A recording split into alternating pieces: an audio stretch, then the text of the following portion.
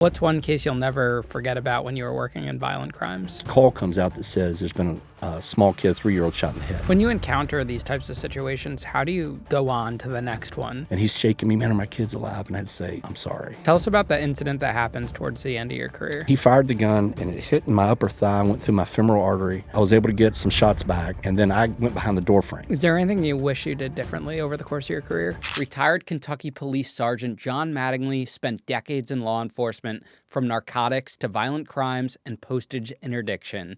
But one night changed everything.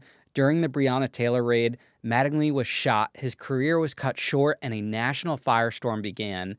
In this interview, he shares the cases that still haunt him, what really happened during the raid, and how the media shaped the story that went worldwide. Also, guys, real quick, I need to apologize in advance.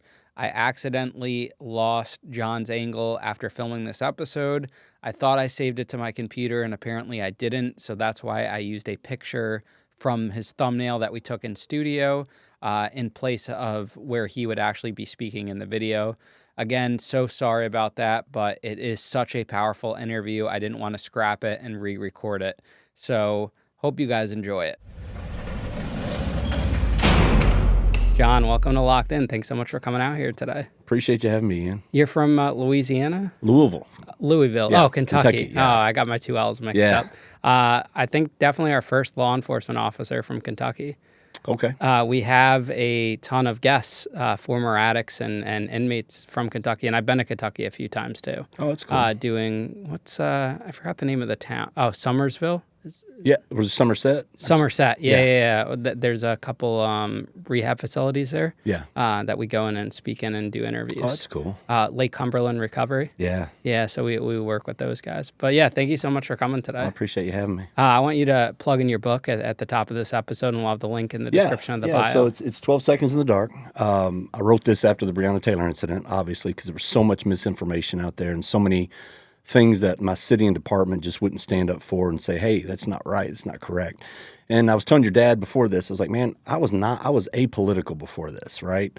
I didn't watch the news, I didn't care about it, I didn't care about politics. But then once you're right in the mix of it, and you see how many lies come out from politicians, from the news, you're just blown away.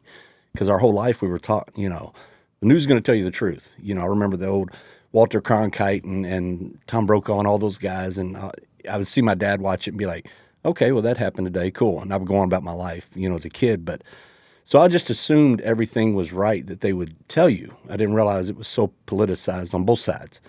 And when this happened, both sides got it wrong. And I'm sitting there going, are you kidding me? There's no way this is reality. There's no way this is life. But so it kind of encouraged me to start speaking up a little bit and trying to get the truth out, because through this process, I've had dozens and dozens of guys and gals reach out to me who have been in my position and have zero voice. And that was the problem, because I'm nobody, right? I'm just a little cop from Kentucky that nobody knew about or cared about until this happened. And all of a sudden, this villain somehow. And so I was like, man, people have to have a voice. So because in a lot of these big incidents, like Michael Brown in 2014 or other incidents, once that cop gets assaulted online, basically, they disappear, and rightfully so. They're like, man, I didn't sign up for this. I'm just trying to serve my community and go home to my family at the end of the night. So when this happened, I was like, you know what? I'm not going to be the guy that just crawls under a rock and goes away, because the truth's got to get out somehow. Did you grow up in Kentucky? I did. Louisville my whole life. Wow, never left. No. I left after this incident. Had to, because we had a hit taken out on us and a bunch of death threats, so we had to move. Okay. What was it like growing up in Louisville? I loved it. It's all I ever knew. We're a big college state. We have no professional sports in Kentucky, so you're either a Louisville fan or a Kentucky fan. I was a Louisville fan, obviously, because I grew up in Louisville, but I had friends that were Kentucky fans. But it was, it's about 1 million people in the metro area, so not a big city, but not small either. Anything you want is available to you, but you could also just kind of relax. And but things have changed the last few years, and it's gotten a little more violent. I think from 2020 to 2023, we averaged like 175 homicides a year, 800 shootings. So it's gotten a little more unpleasant place to live, but it's still a beautiful state, beautiful city. We have the Kentucky Derby every year, and I had to work it for 20 years, so I didn't appreciate it as much as people coming in from out of town, but it's a pretty awesome city. That must have been interesting to work at. Oh, it was, man. You got to meet a lot of people, too, you know. I remember one time I was on an elevator, and who's the guy that owns Virgin Mobile, the billionaire? Oh, Richard Branson. Yeah. So I'm on an elevator, and he gets on, and he looks like a bum, and he had like this raggedy T-shirt and jeans. Everybody at the Derby dresses to the T's, right? The women have their big hats. The guys have their colorful suits on and stuff. And he gets on, and I look over, I'm like, holy crap, it's Richard Branson. And he was like, hey, how you doing, young man? I was like, well, good. I mean, he was so polite and so nice. But, yeah, you just got to interact with people that you would never, ever see, you know, outside of that from Kentucky. I wonder if that's comparable to, like, cops in, say, like, New York City working, you know, New Year's Eve or big events. It's your version of that, just in a different state. Yeah, and there's plenty of guys I knew that did escorts for celebrities when they would come in town, and they would tell stories about it, and it was pretty cool. I mean, Jordan would come. I mean, whoever you can think of would come to the Derby. What was your upbringing like? Very, very strict. My dad was a pastor. Even though we grew up in the inner city, super poor. Our family was poor. I remember, I remember one of our vehicles was a old Ford Gold Pinto station wagon that had a rusted out floor, and you could see the ground when you're driving. You could smell the exhaust. Probably contributed to my brain damage. But yeah, we were poor. We grew up in the inner city. But my dad he came into a church there the month before I was born in 1972. In December of 72, I was born in January of 73. And it was an inner city church in the black area, had like 60 people in it. And over the course of time, he grew that to over 1,500 a week that would come to church. And we would do outreach to the inner city. We'd do bus routes, mainly in the black community, and bring them in. And that was just his passion, because we had people from, I think it was like 40 zip codes that would come in from all over, not just that area. And I remember when I was growing up, people would encourage him. They're like, man, you've got to get out of the inner city if you want to grow this church even bigger. And he was like, that's not my calling. My calling is to help the people like me. And so it was definitely a something that put in my brain and my heart to help people. And so I did it, but in a different manner. You know, I became a police officer. What about your mom? She would stay at home most of the time. She would help at the church. They had a nursery or a daycare and different things that she was constantly working, but not for a paycheck. You know, she would just volunteer and stay busy. But man, my parents, they've been married 60 years. So just great examples. And the thing that made me so impressed about my parents is who you saw in public is who you saw at home. You know, because growing up in a church environment, you'd see people act one way at church, and then they would go somewhere else, and they were totally different, you know, until Sunday again or Wednesday night or whatever the church deal was. But that's one thing that I saw in him that was like, man, that guy's got character and integrity that I'm not seeing in other people. And, you know, that's what turns a lot of people off to church is, you know, people go to church Sunday and they act one way, and then they see them all during the week acting a different way, and they're like, I don't want anything to do with that. You know, they're hypocrites. But that's one thing I can say to this day. He has not changed. He's 82 years old, and I'm like, my goodness, that's a life of dedication right there. How integral do you think a two-parent household was to the values that you would carry through the police department in your career? I think it was huge. I think just knowing that family structure is so important. Having that, because what I dealt with most of the time in the inner city, a lot of the problem people were people who didn't have a dad in the household. It's just the way it was. And I think it's integral. I think it's something that if we could get back to that, I think it would change society. Because right now you look at society and you go, man, is there any hope? You know, have we opened Pandora's box to the point that we're not getting back to normalcy? So I think it's huge. Yeah, especially with the events that have unfolded in the last couple of weeks. Oh, my goodness, man. It's crazy, isn't it? I mean, you saw the bus thing and was it North Carolina? And then the Charlie Kirk incident, and you're like, what is wrong with people? Yeah. You know, just senseless. And then just the publicizing of it, too. Yeah. I mean, these things I'm sure happened in the past as well, but it would not be as publicized and being able to see it as much as you can now. Yeah, well, like, you know, I grew up without cell phones and internet and all that. And then when it came into play, it just totally changed society. There's good to it, but there's also evil to it or horribleness to it, as far as it's great to be able to have instant access to all the information, but at the same time you look at it and go, man, is that a good thing? Because sometimes being ignorant to things that are going on, around you or somewhere else that has no effect on your life that now we take such interest in, and we push so hard for something that will never affect us, that I think it's really changed society as far as, the hate, because there's so much hate out there now. But I was also talking to your dad, there's a flip side to that too. If you go online, you think there's a huge black-white divide, right? But if you go in the store, I was here last night, went to B-Dubs and ate and went to a store, and I'm like, there's black, there's white, there's Hispanic. We're talking to each other. We're, kind and gentle. And then you go online and you look and you're like, well, everybody hates each other, I thought. But when you're living real life, that's not necessarily the case. So I think a lot of that is stirred up by social media, these influencers that, want to get some more clicks, some more dollars in their pocket, and they're doing that at the cost of you and I. Did you have siblings? I did. I got 3 older sisters. Oh, all sisters. Yeah, I was the baby boy. Wow. Yeah, so I could do no wrong. What did they end up doing for their careers? One's a nurse. One is a school principal, or she actually started a school out in California. And the other she works for Citibank, I believe. So in a way, they all went into careers that essentially help people. Yeah. Do you think that was all from your dad? I think so. I think a lot of us are products of our parents. However we're raised, that kind of gives your influence in life, the way you treat people, the way you think. A lot of that comes from our parents. How would you have described yourself in high school?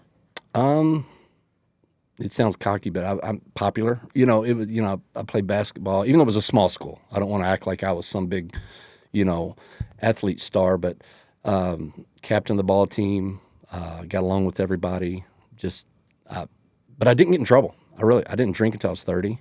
Never even tasted alcohol. Really? Yeah. Was that because of your dad too? Yeah, or? Absolutely. He instilled that. And in I still all don't really drink. Once in a while I'll have a drink, but it's like, it just doesn't do anything for me. No desire. Interesting. A lot of guests a lot of our listeners are always interested in the correlation between law enforcement that was bullied in high school and then become police officers. Do you think that's a true statement? I think there's a little bit of truth to it, not a lot, because you got a lot of type A guys in law enforcement. You got a lot of guys from the military. There is some truth to it.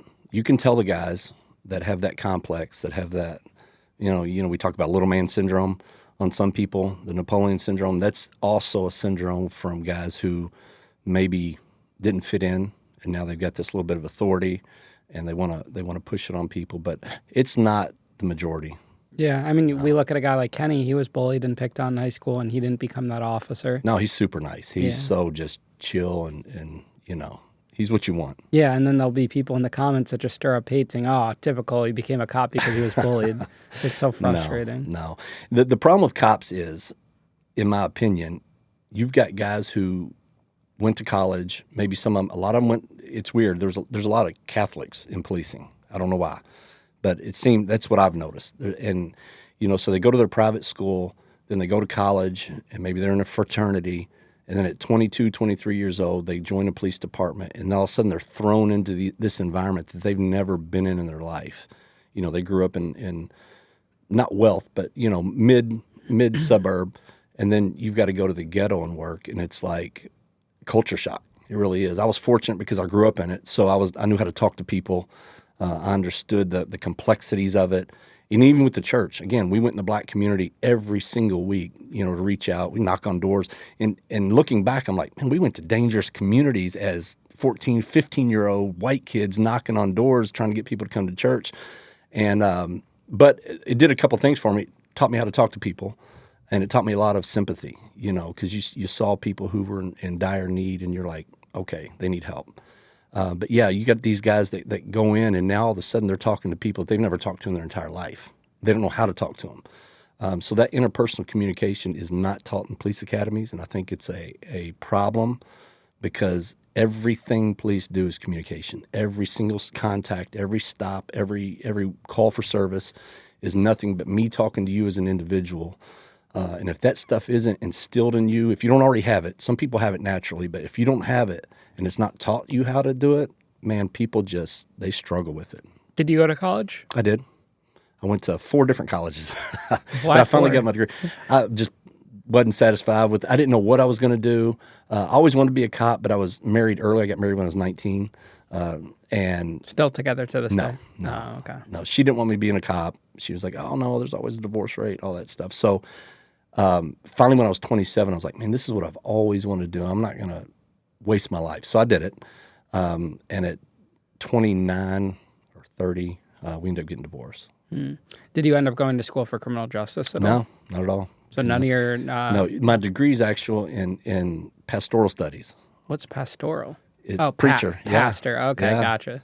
I've never heard of that before. Yeah, so I went to University of Louisville and Jefferson Community College, another place, and then I ended up at Shawnee Baptist College where I got my degree from. How'd your dad feel about you becoming a cop? He was good with it, because I asked him beforehand. I had enough respect for him to go, hey, because as a kid, you've got your desires, but then if you've got a good parent, you're like, man, I want to be like my dad. I want to be like my dad because I saw what he did, and I was like, I think if I'm not going to be a cop, I want to do that because I just admired him so much. But it just wasn't for me. It wasn't my calling. It wasn't what I was supposed to do. And even in my high school yearbook, you write what you want to be when you grow up. Mine was to be a police officer. So it was either police officer or military is the thing I always wanted to do. Again, I think it's that type A, manly, if you want to call it, thing that I just wanted to be out there hands-on doing stuff. And so that's what I ended up doing. Why do you think you didn't go the military route? Because I was dating my future wife. Okay, that derailed it. Yeah, because when I was a senior in high school is when the Gulf War kicked off. It only lasted, 3 months or something. It was pretty short. And that's when Lee Greenwood was out and proud to be an American and all that stuff. And I was like, I'm going to the military. I'm going to the military.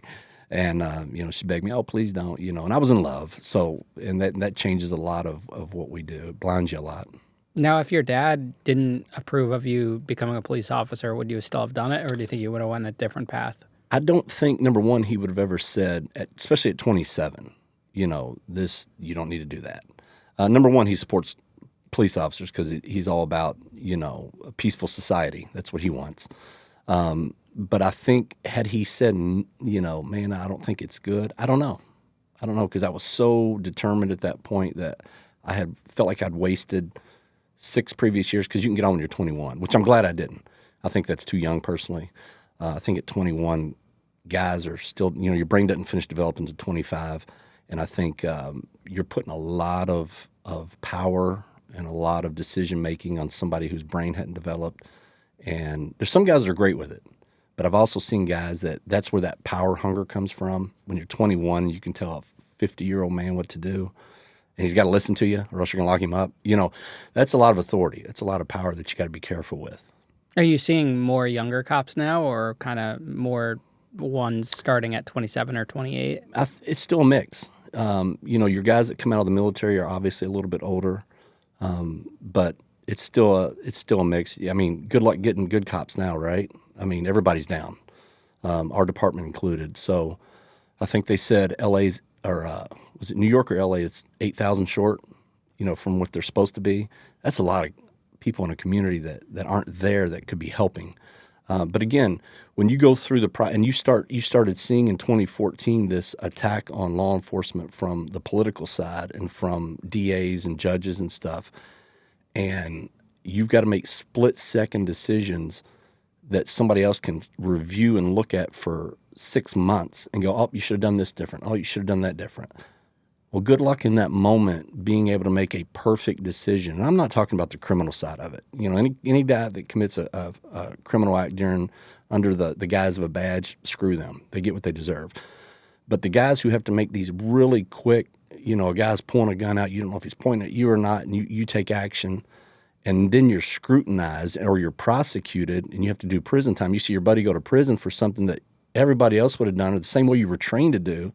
People are looking at that going, man, is that worth, $60,000 a year, $70,000 a year to potentially be in prison for something I was trained to do, equipped to do, told to do, and I did it, and then, now because it didn't go exactly like the public wants or community thought it should have gone, now I'm criticized and my family's put on Front Street. So a lot of guys have stepped out. You've lost so much good, seasoned guys who should be on the job today because of that.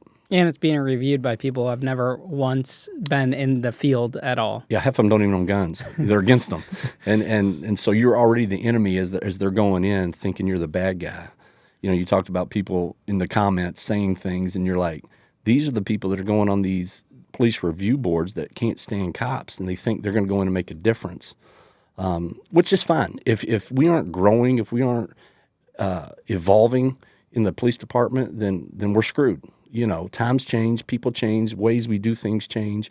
And if we don't do that with it, then we should get scrutinized. Guys, enter the room downstairs, CEO first. Blue Chew isn't just a tablet. It's like giving your CEO a corner office, a bonus, and an all-hands meeting. Stronger, harder, longer lasting. Like it just closed the biggest deal of its life.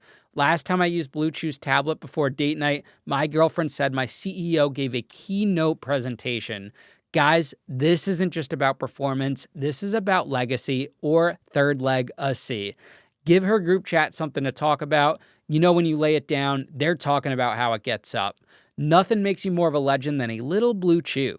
Discover your options at BlueChew.com, and we've got a special deal for all of our listeners at Locked In. Get your first month of Blue Chew free. Just use promo code LOCKEDIN at checkout and pay only $5 for shipping. That's it. Join Blue Chew's mission to upgrade humanity one thrust at a time. Head to BlueChew.com for details and safety info. And big thanks to Blue Chew for sponsoring the podcast. I've noticed, I think in like Connecticut too, there's some states where there will be like a police commissioner who has never actually been a police officer. That blows my mind. It's actually like appointed, or they ran for election, and I don't get that at all. It shouldn't be that way. It'd be no different than, let me go run IBM, even though I know nothing about computers. Why would you have that guy in a position? Because if you're coming to him with decision making that he knows nothing about, but he's like a good people person, well, okay, great, you're a people person. Be the PR director, not the guy running the ship. Yeah, and I've learned that also from some of the federal agents I've been talking to, saying that there would be head field agents, the agents in charge that were just, it was all politics. They moved up the chain of command, but never served in a different country, never have been to Mexico or anything. Yeah. And they're running the DEA in, say, California. Yeah, well, that's no different than local policing, too. The majority of your guys at the top, not all of them, there's some good guys that were boots on the ground, that, understood policing, that were good cops, that climb ranks. The unfortunate part is the guys that are the good cops that want to be police, they don't want to take promotional exams because this is what they enjoy doing. This was their calling, whether they're a homicide detective or narcotics or whatever. They might get promoted to sergeant and stay in those fields. But a lot of times guys like me looked at it and went, man, I don't want to get promoted past sergeant, because then it becomes a political game, and I have no desire to be political in policing. I think it's a bad idea. And unfortunately, most of your chiefs aren't elected. They serve at the behest of the mayor. And depending on what culture that mayor is, whether it be far right, far left, in the middle, that's getting pushed down through the police department and through decision making. And you look at that and you're like, this shouldn't be this. Let's just look at the law, the black and white of the law, and enforce that and leave politics out of it. But unfortunately, it's not that way. When you became a police officer, how hard was it to actually get into the force? It wasn't hard for me. If you got a little intelligence to you and you can physically do it. I got on the first time. I've known great guys that it took 6-7 times to get on. But again, that was back then when you would have 2,000 applicants for 40 spots. Now you might have 60 applicants for 40 spots. So it's a lot easier now. And unfortunately, because of that, the talent pool, it'd be like going to an NFL roster and going, all right, does anybody want to play? Well, we got these guys that play JUCO ball. Okay, well, we got to fill the spot. Let's put them in there. And so that has hurt policing. It's going to hurt policing for a long time. It's gonna take a while to get back. You're starting to see a new generation of guys who are wanting to step up. Same with the military. Look how down they were for a while. They couldn't. Their recruiting was way down. And I think it was the same thing. There's so much politics put in it that people were like, ugh, that's not military. That's not policing. That's not whatever the case may be. So guys that have that drive and that desire to do a certain thing don't want to mess with the political side of it. They just don't. Yeah, I see even in Danbury, there's like billboards and there's ads being ran for looking for police officers, and they put the pay packages and the bonuses now. Yeah, I'm like, even correctional officers too in the federal system. Yeah, it's definitely. I think it's increased like 30 or 40 grand since 2016. It's increased a ton since I left. I'm kicking myself for leaving because these guys are making twice what I was making when I was on. Yeah, I had Wes Tabor on. He was a DEA agent, and he said that they want people to come back, and it's like double the salary if you unretire to come back. Yeah. That's so crazy. That would be tempting. I know, right? Yeah. Do you think that because there's less of a pool of people wanting to become cops now that they're firing officers less or more hesitant to fire? No. I haven't seen it anyway. I think that hasn't changed a bit. I think that's still kept. And again, the guys that deserve to get fired, send them on their way. You know, there's plenty of guys that don't need to be cops that I've seen. But the ones that, again, get in these little trick bags over political issues that have nothing to do with policing, or have very little, that shouldn't be the impact, but then the pressure becomes the impact, and then they get let go for those type things. I've seen that. No, I know you said they lack kind of like communication skills in the academy, or training officers. Was there anything else that you felt that they should have focused more on? Probably more defensive tactic stuff, and I don't mean, they've eliminated so many things. Like they call it a chokehold. It wasn't a chokehold. It was a vascular restraint, which was very effective.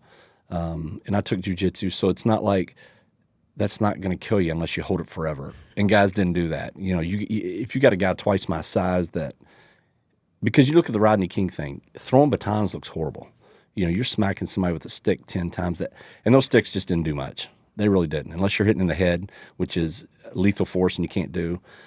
Hitting somebody in the thigh with a stick, it just doesn't hurt that much, especially when you're amped up or you're on drugs or your adrenaline's flowing. You don't feel a lot. Like if you've ever been in a fight, during the middle of that fight, you're not feeling a whole lot. Now afterwards, you feel the results the next day or two, but during the middle of that fight, you're so amped up, you're not feeling a lot of the blows and stuff. And you don't even realize you're cut. Some guys don't realize they get shot. I mean, because that adrenaline is just dumping so hard.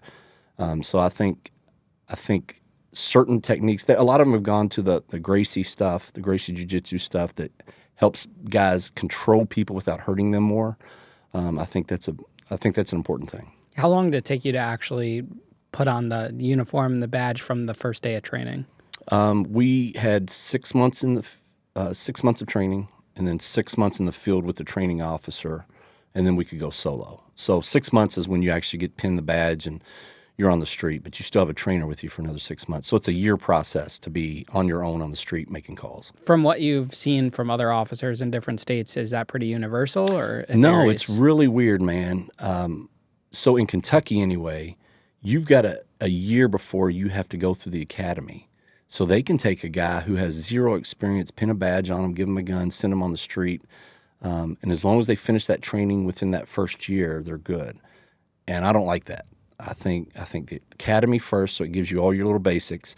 Now, a lot of that stuff you learn in the academy is BS, and you throw it out the window because it's just stuff they have to teach.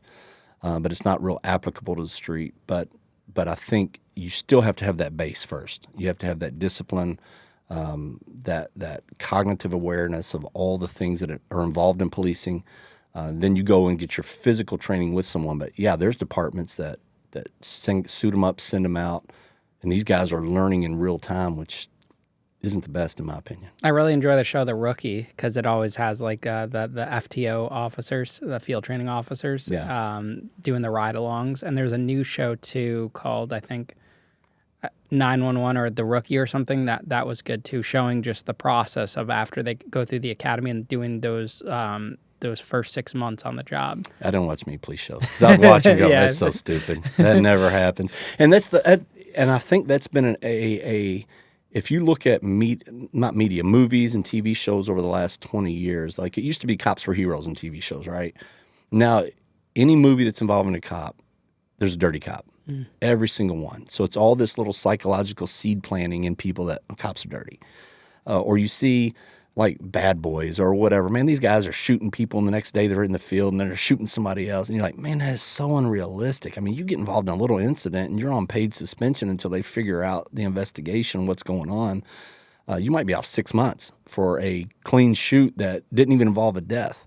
But it takes a long time for them to review those processes and go through it and justify it or charge you with it. And so it's not, TV's entertaining, right? And I like TV, movies. But at the same time, I look at it and I'm just like, oh, man, all this propaganda that goes into it, it's just not realistic. Yeah, I didn't even think about that until you just brought it up, that every cop show out there right now, Dirty there's cop. always one dirty cop. So it's planting that seed. Cops are dirty. Cops are dirty. And what do you see in the younger generation? All these protests and stuff. Oh, they're all dirty cops. They're all on the take. They're all corrupt. They're all this and racist and all that. And you're going, oh my gosh, if I'm so racist, why in the heck would I leave my home and go to a area of town that I don't live in and try to save lives, risk my life to save somebody that hates me? If that's the term of racism, then we're pretty backwards in this country. Yeah, I mean, and you look at what an audience, just the media eats up in general. You stick a good cop and a dirty cop, the dirty cop will get more views because people are just fascinated in that in some regard. But the good cop is the actual good person. Yeah. It's boring, right? Yeah. I mean, being good is boring. Yeah. It's not fun. But yeah, we all like that sensationalism and that. I mean, again, why is social media so popular? You put something about God or faith and you get, 50 clicks. You put something that's got some drama in it, the girl getting killed on the train or something, and boom, it blows up because everybody wants to see that sensationalism. So when you finally become a cop, was it what you expected? Yes and no. I had a blast, man, especially my first couple years on Late Watch. It was like a Cops episode every night, chasing cars, fighting people. It was legit. But the letdown was I thought all guys were going to be like me. And I don't mean me as like I'm not this tough guy, right? But what you envision yourself as military guys and as police officers are these in shape, want to, hard nose, going after stuff. And you get on, you're like, man, that dude's over picking his nose. That guy's a coward. All these things that you just didn't envision. So there were some disappointments when I went in, but overall, we're all tribal, right? So you kind of find your group of guys more like you. And once I got in that group, it was fun. What was your first in the action moment on the job? Well, my first 2 days were super busy. My very first run out of roll call, very first thing as a cop was an 80-year-old woman dead on her floor, naked. She had fallen out of bed, and she had this little nightie on, but it had fallen all the way up. And so a dead body was my very first run. Later that day, we get a call in the projects of a guy shot, and we pull up, and we go up to clear the apartment, and there's a guy in a chair similar to this. It was a recliner, though, and he's laying back. And he's got that death gurgle going. He'd been shot in the head. And you could smell the iron from the blood and the gunpowder. So it filled the air. It's the first time I'd smelled those two things together. And he's back there doing this death gurgle. He's gone, but his body's still reacting. And it's like this, you can hear him choking on the blood, but he's gone. His brains are all over the wall. My first few days were just crazy like that. There were several incidents that were like, okay, we're here. It's time to go. How hard is it to adjust to seeing that and just feeling those, senses when you witness something like that? I don't want to sound psycho, but it was like, okay, this is what I wanted to do. I mean, this is why I'm here. This is what I thought it would be. So that part of me was like, some guys can compartmentalize better than others because mental health is a big thing. And especially when I first came on back then, nobody talked about mental health. That was a no-no. If you talked about it, you were a pussy. I mean, that affected you? What's wrong with you? That dead body bothered you? What's wrong with you? But we're humans, and when you stick so much stuff in that box to compartmentalize it, eventually it gets so full that it's got to come out some way. And that's why there's a huge drinking problem with cops. That's why there's spousal abuse. That's why there's so many things, because you see all this stuff at work and you deal with all this stuff and you go home and you walk in and your wife's had a crappy day with the kids all day and the arguments start and then boom, somebody explodes. Or I'm going to forget about this, so I'm just going to drink. Or some guys do drugs. Or, whatever the case may be, they gamble. There's all these outlets that are not healthy that guys don't know how to deal with these issues, and that's the route they go. Do you think those thoughts on mental health have changed? Oh, huge. Yeah, especially in the last 3 or 4 years. It has become a major part of policing. Why do you think that's changed? I think 2020 did it. I think so many guys, again, they saw the mass exodus of people that just couldn't take it, or said, screw this, I'm done with it. But the suicide rate in police officers has gone up tremendously. I think last year there was double the amount of suicides as there was attacks and deaths in law enforcement. And so, the COVID stats skewed that up in 2020, 2021, where they attributed those to, okay, well, they got COVID on the job, so that counted as a in line of duty death. But if you take away the car accidents and that, I'm talking about the assaults, the stabbings, the shootings, suicides doubled that. Were all new officers put on the night shift, the midnight shift? No, back in the day, it was more so that way because I remember when I came on, man, there were guys with 30 and 40 years on day work still, patrolmen. And you'd walk in, they'd still have their red noses from their drinking the night before. And I remember my first couple roll calls I went in, these old guys are sitting around the table, and they're all old and crusty and mean. And they're what you thought of policing in the 70s and 80s, right? These are those guys, the big mustaches, all that stuff. And you walk in, they're like, boy, you don't know what you're getting into. Policing ain't what it used to be. And I was like, what are you talking about, man? I would do this for free, because it was so fun. All the stuff that you're allowed to do now that you couldn't do before and all the adrenaline. And then by the time I retired, I remember thinking, oh, these poor guys don't know what they're getting into. It used to be so great. But they don't know any different. So to them, it's still great, right? But again, technology changes, time changes, the looking at police and analyzing it and scrutinizing it has changed. So, but yeah, I enjoyed it. How hard is it to adjust to working nights and being able to function throughout the night like that? Very hard. I remember, now my first few years I was younger, again, 27, but I already had 3 small kids. They were 3 and under, 3, 2, and 1, or not even 1. And it was hard as far as getting any sleep. But when you're at work, at least until 4 a.m., it was great because, again, it was go, go, go, go, go. After 4, that witching hour, man, things slow down and you're doing your best to stay awake. Sometimes you pull up next to a partner and you're like, dude, I got to close my eyes for a few minutes. And, somebody's listening to the radio and you got to take a cat nap. But after about my 3rd year on late watch, my body was done. And they say if you do your 20 years on late watch, it takes 10 years off your life. And that's anybody. I don't care if you're working at a factory or what it is. Late watch, those hours and that change of sleep with your, circadian rhythm and all that stuff, they say it shortens your life. So after 5 years, I got off of late watch because I was like, my body can't do this anymore. What do you think was the most common call that happened on late watch? Man, probably domestics as far as radio calls. There was a lot of other stuff going on because at night is when people creep around and do things they shouldn't do. But probably, I'd say domestics. Has the policy towards domestics changed since you started on the job? You definitely have to document more because originally if there was no physical injury and you couldn't determine, who was the aggressor or whatever, you separate them, went on their way. But now there's forms you've got to fill out because a lot of times, there's injuries you can't see or things happen and somebody can hoodoo you and lie and they're real good at it. And then later on they come back and attack them again or the person dies or whatever the case may be. And they're like, well, man, we called the cops 3 times and nothing happened. But again, if I show up and you're like, man, this person hit me, and I'm like, okay, well, I mean, you can take a warrant out on them, but because it's considered a misdemeanor, if I didn't see it happen legally, I cannot arrest anybody unless it's a domestic and there's obvious physical abuse that's taking place.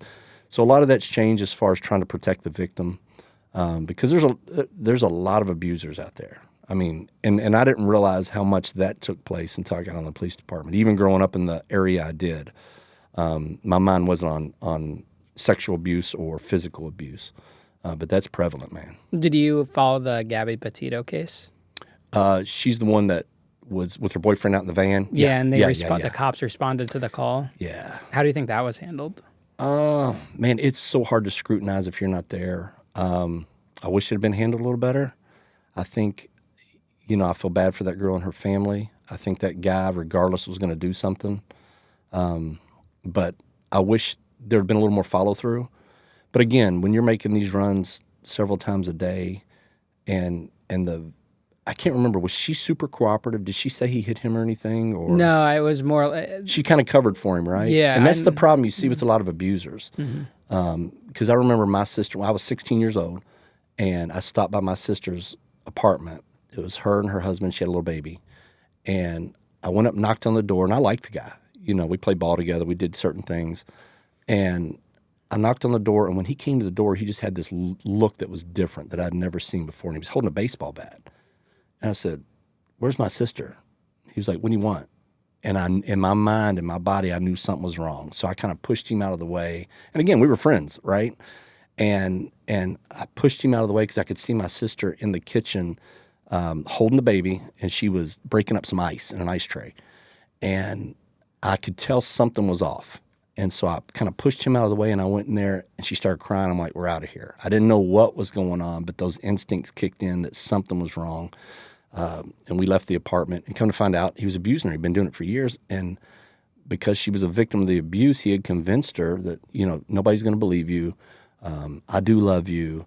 You're not going to get any better than me, all this stuff. So a lot of that happens, and these people cover for them when you're on scene. And that's why domestics are so dangerous, because you go in and you see an obvious abuse, and so you go to make an arrest, but this person does love them in a weird way.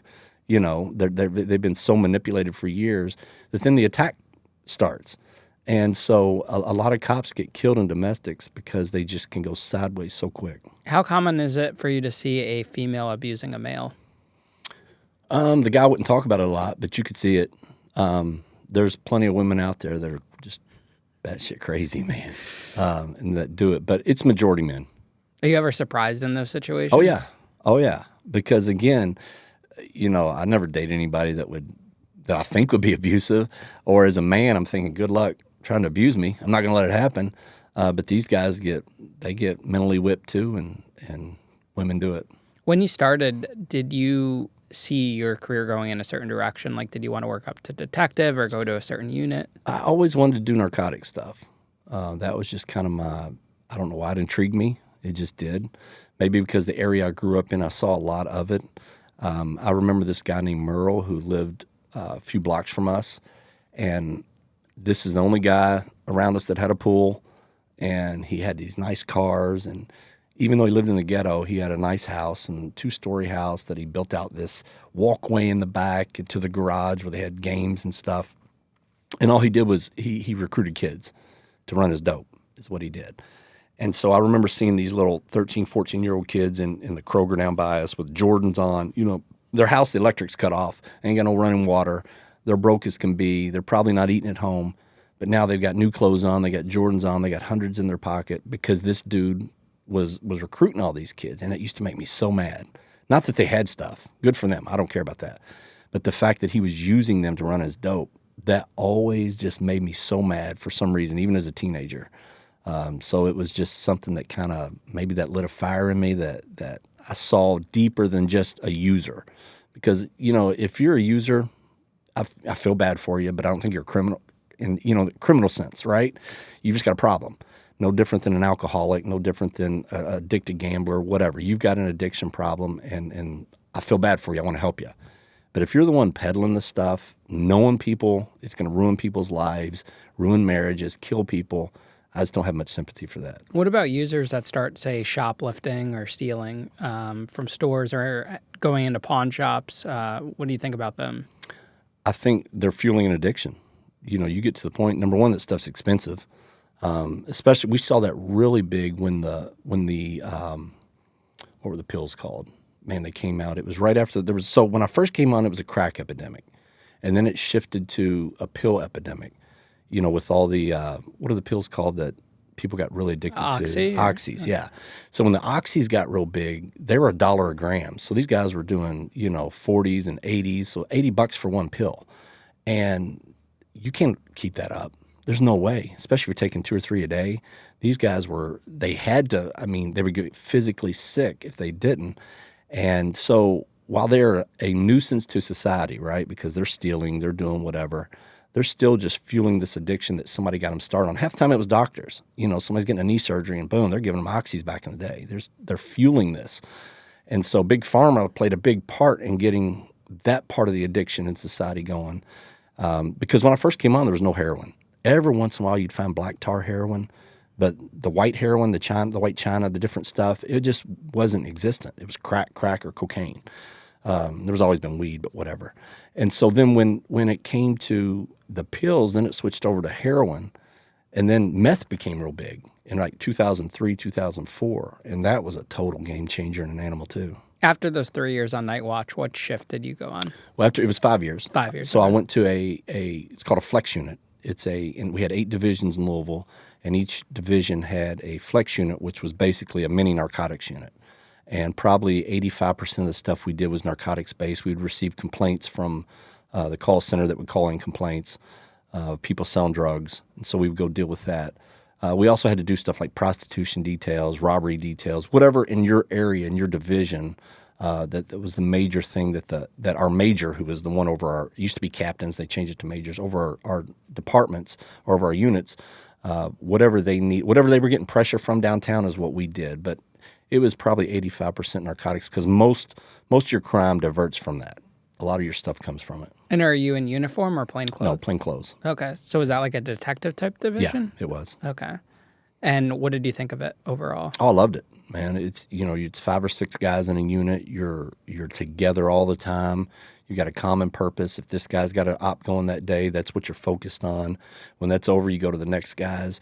So it was kind of a chess game as far as okay, what are we doing today? You'd meet in the morning. Who's got something going today? Or you would know the day before usually. Hey, man, I'm going to have a warrant tomorrow. This is what time we got to be here to do it. So it was very enjoyable. And in 2009, my sergeant came to me and said, "Are you ever going to take the promotional exam?" I was like, "Heck no. I have zero desire to be in command, none." And she said, "Well, have you looked around and seen who they're promoting?" And I was like, "Yeah, a bunch of idiots." And she was like, "All right, do you want to work for them or do you want to work with them?" And I was like, "That's a good point." So I took the test, and September 11th, 2009, I got promoted, and I went back to late watch for a year. And that sucked, man. I'm 30. What am I at this age? It's been 9 years, so I'm 36 years old. My kids are a little bit older, involved in activities. And now I'm back on late watch.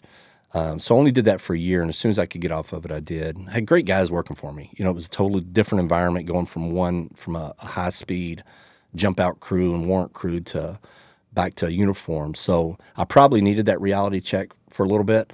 But then I went to a division or district detective sergeant spot, and we did everything except business robberies and homicides. So we did shooting scenes, we did other robberies, we did thefts, we did hate crimes, we did all that stuff. So I got that good experience for a couple of years. But man, there was a lot of paperwork, a lot of suit and tie stuff, and I still want to be a cop. I still wanted to be on the street, putting handcuffs on people, putting hands on people. So then in 2012, I went to they started what's called a Viper unit, and it was a violent crimes unit. Because again, 2012, across the nation, man, crime just started going up, violent crime. And it was no different in Louisville. And they had done away with our street crimes unit, which was that unit. Same exact thing. They just renamed it because it got heat years before because they were such an aggressive unit. And they still wanted the aggression because they were acting within the law, but they were doing things patrol guys couldn't do because patrol, man, you're answering the radio. You're tied to that radio. You might see something happening over here and you want to take effect, but you're on your way to a domestic. You're on your way to a car wreck. You're on your way to whatever the case may be, a stupid barking dog call, whatever it is. And so you can't be super proactive all the time. You're very limited in what you can do. And this unit was nothing but proactive, go look for the worst and go after them to try to help the community. And so when we went to that, they started back in 2012. I went to that as a sergeant, and I had 5 guys under me. And so we worked platoons with 10 detectives, 2 sergeants, day and night, and it alternated each week, what shift you did. And the sergeant in this one unit that worked with me left after a few months because it was hard. It was the best time on the police department I had. I thought, if I'm going to get killed, this is it. Because we're stopping murders every day. We're robbers, dudes with guns. In 1 year, we confiscated over 800 guns just in that unit alone. Illegal guns, not citizens. I'm a pro-gun guy. I've been shot, and I'm still like, okay, everybody should still have a gun. Unless you're a violent criminal. Like in your case, you should have a gun. That's just my opinion. I know they're working on that. I hope they get it solved. I think it's starting in California. It doesn't make sense. Like how come you get some rights back and not others when my case has nothing to do with a gun or any type of violence? Yeah, it's not that retarded. I'm really a gun person. I'm pro people having the rights to guns, but like me personally, I don't. But you want that option if you want it, right? Yeah. You should have the same freedom as everybody else. It definitely interests me, like for protection stuff, especially with everything going on in the world. Oh yeah, and as you keep climbing and get more popular, you'll become a target. It's just the way it is. Yeah, I know. Especially I think what really scared me was I had a guest on the show. You're probably familiar with the case, but this guy came on the show and he was a very big BLM activist. and he went on a big tangent like at the end of it, really heated. And then my dad had to like calm him down after, and he like apologized to me. I was like, "It's your interview, man. Like you could like it's your space to share it. That like I open up to all my guests." Whatever, put the interview out. Then 3 months later, he's the guy that stabbed like 5 court officers in New York City a few months ago. Oh man, That's crazy. yeah. You know, like it's okay to have your opinion, but not to go out and do that, because his view was all cops were bad. And I tried to tell him that all cops aren't bad. There was a couple, because he was wronged in a couple of his situations, Right. but not every single cop, you know, but he didn't see it that way. So that's what the heated like argument was about. And he went into that courthouse and stabbed people that had nothing to do with him. Yeah, and isn't it sad that we can't even have discourse without people just going nuts? Yeah. You know, I mean, Charlie Kirk thing, you know, where regardless of where you stand on that issue and what he taught, the fact that somebody can't get out and peacefully and for the most part respectfully talk about their differences and you get killed for it, you know, what country do we want to live in? That's not the one I want to live in. Yeah, I think it's more, and back to the guns, I think it's more about the person behind the gun Oh, 100%. than the actual gun itself, unless like the gun was obtained illegally. But in most cases, they weren't obtained illegally, at least from what I see. That's on your high profile cases. On the street, most of your murders on the street are illegal guns. Yeah. But they don't talk about those. No, they won't talk about just that. the It doesn't fit the high-profile narrative, ones. right? Yeah. So, I mean, and unfortunately, that's where we're at. So in those violent crime cases, what's the most common? Oh, a lot of them stupid beefs. So in like 2014, things just kind of shifted on the street. I can't explain it. There was some kind of morph that happened where all of a sudden you had these like 13, 14, 15-year-old dudes with Dracos and shooting people for no reason over these stupid like Twitter beefs and stuff. And it wasn't. It even left from territorial, like you know, Bloods and Crips and your different local gang units that would get into stuff. You expected that, right? But now you got dudes on the same side or not affiliated that are just, they're so reactionary, so emotional. And if you dissed me, you know, if you made a little song or if you did whatever, they're killing each other. And I remember talking to a couple of the OGs on the street that were like legit killers. You know, they'd done their time, they got out. And a lot of times, if you're a smart cop, right, you know these people. And not because you're hunting them or whatever the case may be, but I want to talk to you because I want to understand you. I want you to understand me, where we're coming from. And a lot of time there was a respect there with the older guys, right? I'm talking 40, 50-year-old guys. And I remember in 14, I went to some of these guys. I'm like, man, what is going on in the streets? And these seasoned, tough dudes, I mean, that you don't want to mess with, were like, I don't know, man, but we're even a little scared to be floating around because there used to at least be a rules on the street, right? There was some kind of code where if I'm going to take Ian out, I got to go check with Boo Boo over here to make sure I can do that or I'm going to be in trouble. That's gone.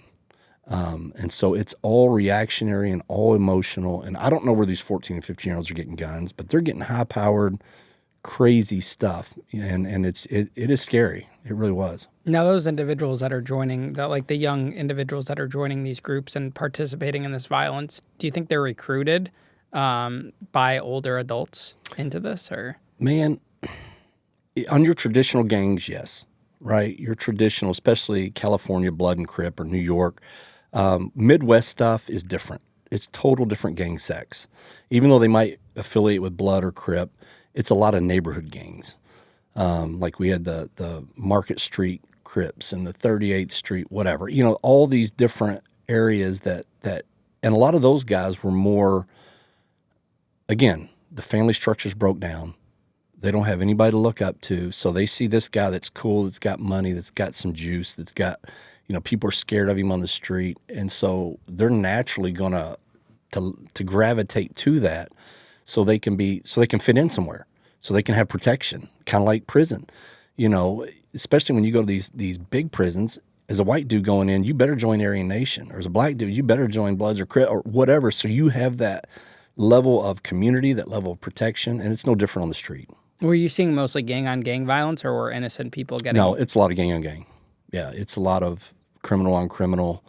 The last probably 5 years, it's kind of flared out into a lot of carjackings, a lot of stuff like that, robberies. We had one in Louisville. It's probably been a month now, maybe 6 weeks, I don't know. A guy was doing a 16-year prison sentence for a violent crime, and for whatever reason, the judge, and he had a history, right? This wasn't this guy's first time. Oops, he messed up. This guy had a history. And for whatever reason, after 6 months, the judge shock probated him. The next day after he gets out, he goes, breaks into a home, kidnaps a mom and her 2 kids, takes their car, goes to a bank, makes them rob it, ends up getting in a pursuit with the police. So now this family is traumatized for life, right? These kids are screwed up because the justice system is just a revolving door with these violent criminals. You know, there's a place for shock probation. Your case, 100% should have been. But cases where these guys have repeatedly robbed people, shot people, it's time to change it up, because that's who we're dealing with over and over. And that was the most frustrating thing in policing, man. You know, you spend 2 months going after a guy, you finally get him, and it's a scary or dangerous situation when you're going through a door knowing a guy has weapons, has shot somebody, has told his friends, I'm not going back to prison, screw that, I'll have a shootout with the cops. Now you're going through the door to get him, knowing that's a possibility. And to say if you didn't have a little bit of fear in you, you're lying. But you did it anyway, right? And so you go in, you do what it takes to get him, and then 2 months later he's back on the street, and you're going, man, why am I risking my life for this if the judges just constantly let this type of people in society out? What's your view on criminal defense attorneys that represent people that are guilty, that have committed, say, a heinous crime? What's my view? Yeah. I think everybody deserves a right to trial. I think everybody does. I don't know how they sleep at night. I don't, especially when you come to like kid sex offenders or heinous murders. I don't know how you could defend that, you know, because they have an option to go up now. Because in our cases, you know, when we went through what we went through, none of us could get lawyers in Louisville. All the high-powered lawyers went, nah, not touching it. So we didn't have that advantage or that right. But your seasoned criminals, man, they have certain attorneys they go to that are really good, that make a lot of money, and so it's all money driven. It's not this greater good of we need this balanced justice system and everybody deserves a right. It's all about money. But do I think everybody deserves a fair shot? 100%. I don't care what you've done, you should see your day in court. But we've got one attorney in Louisville. His name's Rob Eggert, and he looks like a homeless dude, right? Baggy suits, messed up hair. Comes in with his papers all disheveled, but he was number 1 in his class at Harvard, and you do not want to go against him as a defense attorney. I mean, this dude will just clean you up, and he usually doesn't win on the black and white of the law. He comes off with he's very good at catching little things and just blowing them out of proportion. Like, oh, you had an IE case 8 years ago where this happened. You're a dirty cop, and you know he'll make it look like he'll crowd the jury. He'll do all these things. And these guys are getting these murder suspects. I mean, if you commit a murder in Louisville, that's who you go to, right? This guy, because he gets so many off that look like airtight cases, but he convinces the jury that the police are corrupt or whatever, and you're going, man, that is not what the justice system was intended for. It was intended to come in and go, okay, here's the facts of the case. Here's what my client did or didn't do, and you balance it out off that and let your peers decide. And so I think there's some flaws. I think, you know, people want to bash on the police and because crime's up or this or that, but the system itself is pretty broken. You know, we were talking earlier about how one of the worries of being an officer is you have to worry about the review boards and whatnot, but you also have to worry about the process and technicalities that a criminal defense attorney could be using to get this guy off.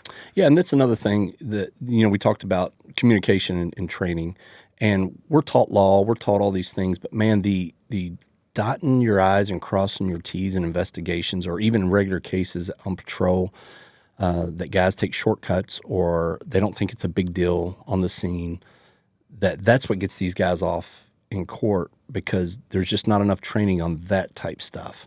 You know, they should take this attorney's playbook and teach it to the guys in the academy or guys like this attorney and teach it to guys in the academy to go, hey, man, if you're doing this job, just do it right.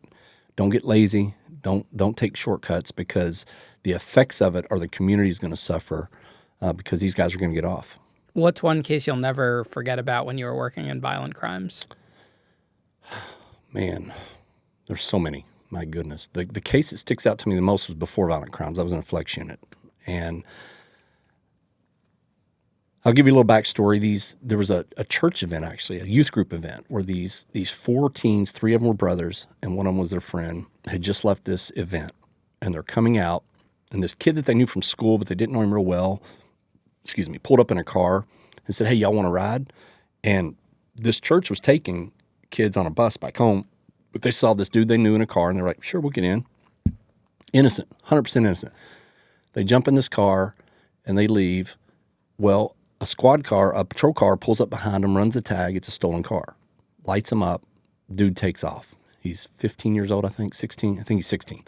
He takes off, and we happen to be, me and my partner, coming this way. A lot of streets in Louisville are one way in downtown. And they're going south. We're coming north. And he's like, "Man, I just let a car up. It's taking off on me. It's a stolen car." As a cop, you go, "Oh, yeah, here we go. This is fun." And so they're going. We make a left to come up to. We were paralleling them, but then they're coming close to us. And as we make a left to come up to them, he said, radio, they just had a 1050, which is an injury accident. And this little Honda Accord had gone around this curve too fast and went through a tree that was only, 10 inches in diameter, and it ripped this car in half. I mean, totally in half, 2 pieces.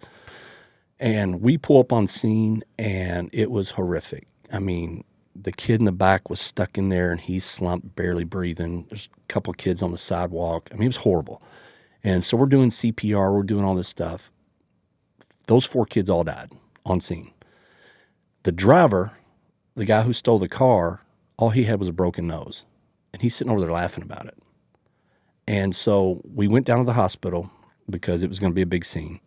So we go down there, and I'm back in the ER and looking at this kid, and he's just like, no big deal. Like, dude, you just killed 4 kids. He didn't care. I mean, just blank. No conscience.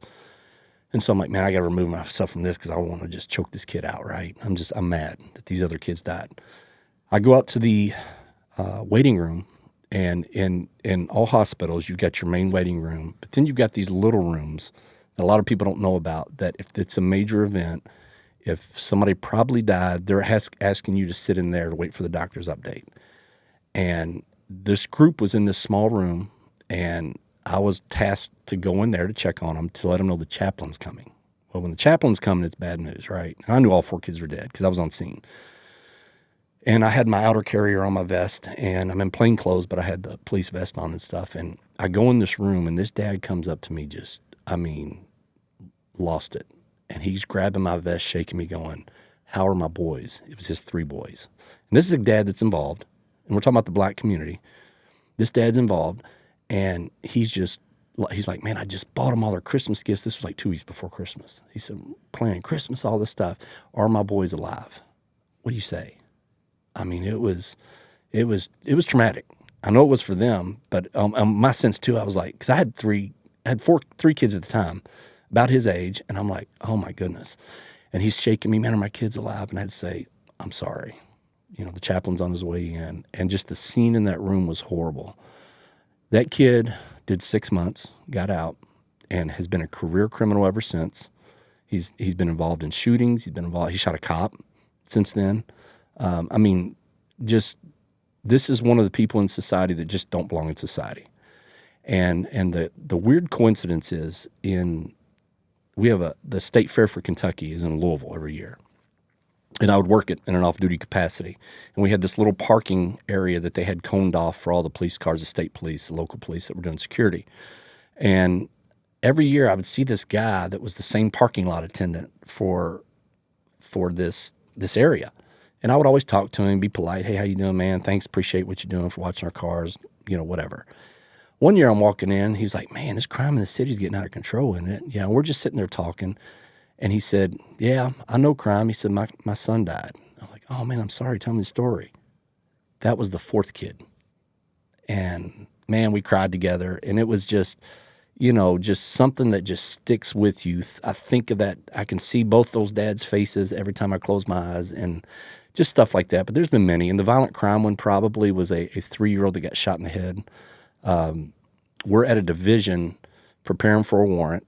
And as we're leaving, this call comes out that says there's been a small kid, 3-year-old, shot in the head. And those you never want to go to, right? You're like, oh, crap, man. But it was right there. I mean, like a half block away. So we're responsible. We got to stop and check it. And one of the guys I was with, his kid was 3 at the time. She had leukemia, and she was in the hospital down in Tennessee. What's the real good children's hospital that does amazing stuff? I can't think of it off the top of my head. St. Jude. She was down at St. Jude. And so he had been traveling back and forth because she had had a transplant, bone marrow transplant. And so now we're at supposedly a 3-year-old's house that had been shot in the head, and his 3-year-old daughter. So we're thinking, man, I hope this is false. I hope this is a bad call. Knock on the door, nothing happens. Knock again, we're like, good. This is just somebody pranking. Well, then we see somebody peek out of the window. We're like, oh, crap. So I open the door, and it's a little boy, a little 5-year-old boy. And we rush in, and sure enough, this little girl's on the ground, been shot through the head. And what happened was there was a dresser in there. And the 16-year-old brother, who the mom had kicked out previously because he had been involved in gangs and stuff, and she was trying to protect her other kids, but then she let him back in the house the day before. He had left a .38 revolver cocked on the dresser sitting there. The 3-year-old saw it, reaches up to grab it, and the 5-year-old tries to stop her. When he did, he set the gun off somehow, and it's sitting right there and just goes right through her head. And so we're in there doing CPR on her, we know she's gone, but you gotta try. And I remember when that scene was over, we go outside on the porch, and my buddy's standing there, whose daughter's in the hospital right now, and I could just see the angst on his face, man. Just the blood had rushed out of him, and he wasn't there, right? So we sent him home for the day. But yeah, just stories like that, man. It was just nonstop, just gruesome stuff that most people in society never deal with. But then those people are the first ones that judge how we react, what we think, what we feel. When honestly, most cops are there to help. I mean, that's a calling. When you encounter these types of situations, how do you go on to the next one after encountering something like that? How do you regroup and then live to go on another day? I attribute my faith. I mean, that's what I got to go back to. It's all I've known. So, but man, it's tough. It's hard to just, because again, you might go from that run right to a car wreck, right to a missing kid or a domestic or whatever the case may be. And then you're supposed to be on your A game, right? You know, I just saw somebody die. Now I've got to go out here, and then I've got this dude running his mouth at me over his neighbor's dog barking or something stupid. And you're like, dude, this is not an issue. And so that's where a lot of cops get into the fact where it is hard to just tuck that away and go to the next one without snapping on somebody or without taking it out on somebody else. So it's not an easy task or chore, but it's something you just got to do. Now, going back to the guy that only got 6 months for killing those kids, do you see a major flaw in the justice system with manslaughter charges? Because I see like drunk driving cases, someone dies, they got less time than I did in prison. Yeah, I do. Yeah, especially all the reckless knowing stuff. You know, there's a difference in an accident and somebody, not even maliciously, but just intentionally, you know, doing something that they know isn't right and then don't have to pay the consequences for it. When, you know, we talk justice, I don't believe in, quote, justice. I think that can't be done on earth. I think there's retribution or there's consequences. But if you kill my kid in a drunk driving accident, and even if you do 5 years in prison, that's not justice. My kid's not coming back from that. You're paying a penalty. Now, we can all spot injustice, right? I can see when something's off. I can see, like in your case, when I read about it, when I heard you talking about it, I'm like, that's an injustice. I've got a guy that I grew up with. He was in our church when I was younger. Then he moved up to Hammond, Indiana, and super successful guy. Just one of those guys that, man, he had the gift of gab, and you know, he was a salesman and all that. And he was involved in a big church up there, and somehow he got wrapped up in these. He got involved because he was always looking for angles to make money. Right? He was a salesman. That's what he did. And he, at the time, was I think 60 years old, 65, had a heart condition, had a couple of heart attacks where he flatlined and came out. And he's trying to run, these guys came to him with this car dealership deal. I don't know the exact concept of it, but basically they buy and resell cars. They move them around, middlemen, basically. And they had people invest. And these two guys ended up being con guys and didn't pay the people their money, did all that stuff. Well, when the feds investigated, they came to them, and before they went to Tom Kimmel's the guy's name, before they went to him, they went to the guys who were the masterminds of all this. And you know the terminology, the first person to talk gets the best deal, right? And so these guys got like nothing. I mean, they're the ones that stole all the money. Tom got ripped off too. Some of his money got taken by these guys. Yet they claimed that he was the mastermind behind it. The feds believed it. He went to trial, had a horrible attorney. And he got like 25 years. And I'm thinking, that's not justice for what you consider a car scam, right? Because again, I see guys that kill people that get 5 years, 6 years. I mean, intentionally kill people. I'm not talking about, oops, it was an accident in a car, or we were playing around with a gun and somebody died. I'm talking about super injustices within our system that's just flawed, man. I don't understand how career criminals, people that abide by the law, make one mistake and they get hammered. But you see these career criminals, you see on the news, oh, well, he had 31 arrests and he's 30 years old. And I'm going, how? You or I, like you did, you served how many years? Almost 3. Yeah. And it's like, this makes no sense. So the justice system definitely needs to be reformed, but I think it needs to start at the court level and work its way down to DAs. And I mean, you can do it all simultaneously, but man, I think the main problem's at the top. Did you stay with the violent crimes unit for the rest of your career? No, in 2017, I went up to major case narcotics.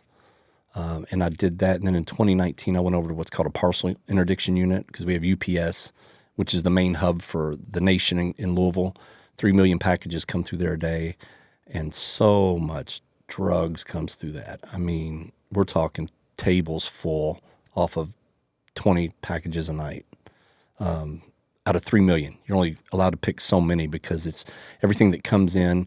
It comes in from all over the nation, comes here, gets put on other planes and transported out, and you've got about a 3-hour window to pull packages, determine if it's legit or not, do a warrant on it, execute the warrant, and then seize it or package it back up and send it. And so we could only do about 20, 25 packages a night, and we're talking you'd fill a table from the table to the ceiling with drugs. So when you find anytime you do it. When you find a package that has drugs in it, what happens after that? A couple things. A lot of it's coming from unknown sources to fake sources. And that's how you could determine a lot of it. Because if I'm sending drugs to Ian, I'm not putting Ian's name on it. I'm making up some name, and I'm not sending it to your address. I'm sending it to a vacant lot, a girlfriend's house, something that's not going to come back on me. And to the person that it goes to, they have plausible deniability to go, well, I don't know who Joe Smith is. I don't know where this package came from if the police show up. So a lot of these packages, and that's how you can verify it. If you're looking at something that's just off, you look from source cities, the Mexico border out west, going to Midwest or going East Coast, or if you're looking for money, it's going to New York. There's different ways you could look at it. And if something was off, you'd run it through different programs to see if that house existed, to see who it came back to, if this person existed, all these different things, investigative tools that you could use. And then you'd pull it, and then you'd put it with legit packages that you knew didn't have anything illicit in it, and you'd have a dog run. And if they hit on it, then you pulled it. If not, you had to put it back on and go.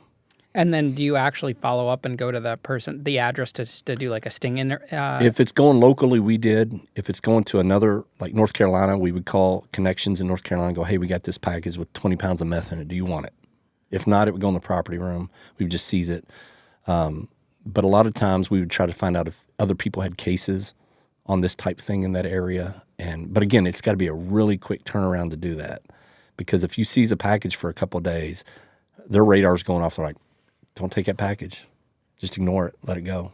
Because they knew what was up. And when do you involve the feds? Because it's across state lines. Depending on the case. The feds would come to us sometimes saying, hey, can you look for packages coming from this location or from this area? We're looking for fentanyl pills. We did that a lot.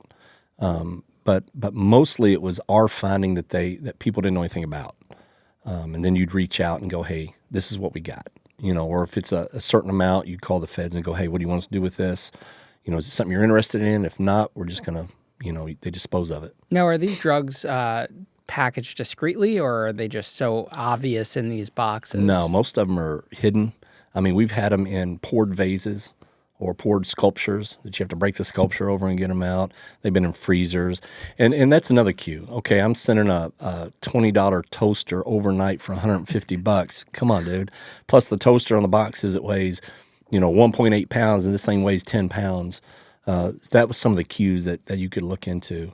Some of it was in food. I mean, any way you can think, they were shipping it. Now, those drugs that get busted, what happens to them? Most of them get destroyed. Yeah. If they're not going to somebody else to use as reverse sting where they actually deliver it and then do something with it, they just get destroyed in an incinerator. Is money still as common these days in the mail or not as much? No, it is. Yeah. I remember out at UPS, and they'd probably be mad if they heard me talking about this because they didn't want their name on anything. They don't want people to know that they're the biggest drug mule in the country. Them and FedEx and the Postal Service. They are the biggest drug mules in the country. They had this one room that was locked up. We couldn't get to it. Didn't want to get to it. But it had over $1 million in cash in it just from scams, like old people that would send money. A lot of it went, again, to New York for whatever reason. That's where a lot of the money scams go to, not the drug money, but the scams. And it was amazing. You call these people, like you get this Southern Living magazine, and as you flip through it, there's $100 bills in different sheets because that's how they told them to send it, right?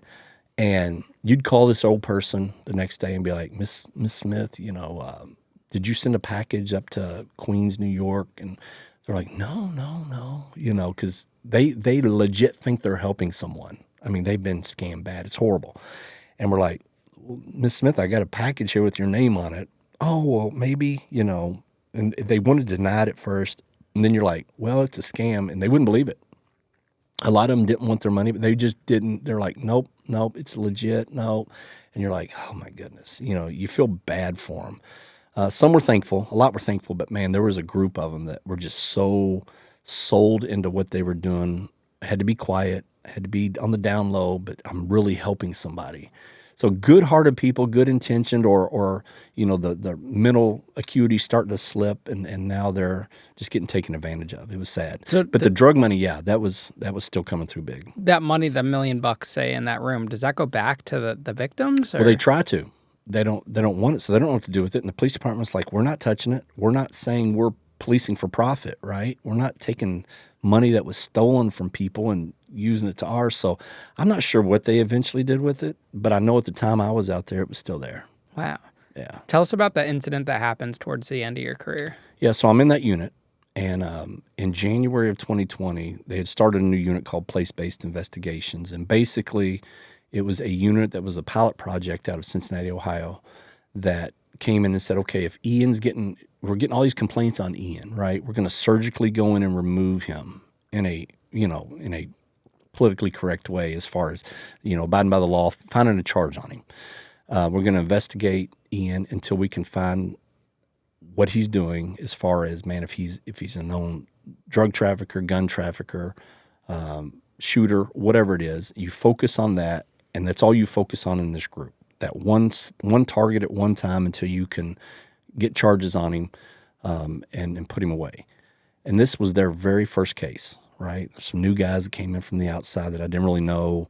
And one of them came to me one day and said, hey, can you see if they have any packages going to 3003 Springfield Department number 4 under a guy's named Jamarcus Glover? And I was like, well, who's it through? And they were like, it was the Postal Service. And I was like, man, we don't deal with the Postal Service. The Postal Service and Louisville Metro Police had gotten into a fight a few years back, and they kind of severed ties. Had nothing to do with us, just something that went on before our time. And I said, but I know who does. It's another smaller agency it's an incorporated city on the outskirts of Louisville. We've helped them out on cases. They've helped us. Let me give them a call. So he's standing there. I text their sergeant and go, hey, do you have anything at this address under this name? He said, well, Mike, who's one of his detectives, actually just intercepted a package on a Glover. We'll see if it's the same. I exchanged their numbers, and I went about my business. Like, cool, good luck, right? So I see Mike, that detective out at UPS. He's actually working off duty because, it's such a large facility and it's such a young crowd. There's a lot of car break-ins in the parking lots and stuff. So they post guys up on extra work out in the parking lot for that. He was coming in, taking a break, and I saw him. I said, man, did you all ever do anything with that text I sent y'all a couple weeks ago? And he said, yeah, we were talking about it. I talked to Kelly, who was the co-lead on the case. It was Josh James and Kelly Goodlett. He said, and we were describing vehicles and realized it's not the same Glover. They're both J Glovers, which is coincidence, but different vehicles. So not that. No, nothing going there. I'm like, cool. Good luck. I see Josh the next day in the hall, and I'm like, did you talk to them? I was just clarifying that he understood this was not the same one at this address.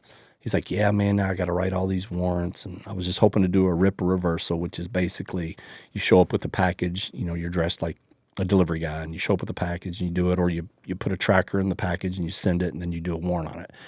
He said, now I got to write all these warrants. I was like, sorry, man, I wish it worked out for you.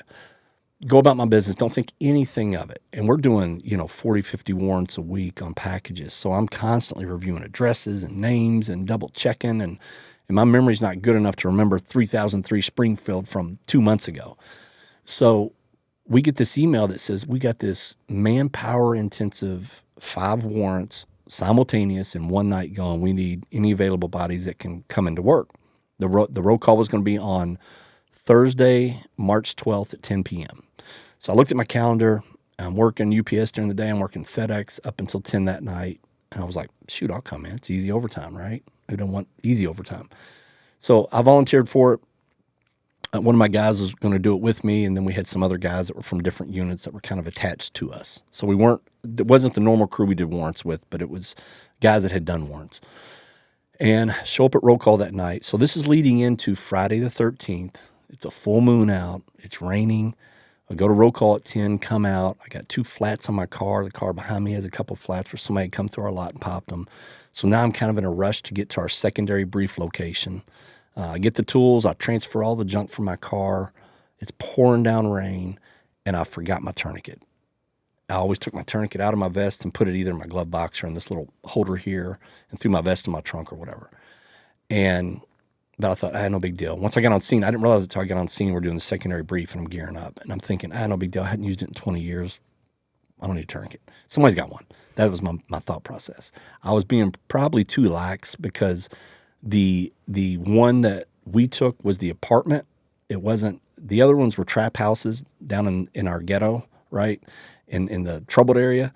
And I had done that for so many years. I was like, I don't want to be down that in the middle of the night because you get these large crowds, and I'm doing this for overtime. His guys can do that. I'll take the easy apartment that's supposed to have money or drugs or paperwork, that the female's holding, because they had jail phone calls that said she was holding the money.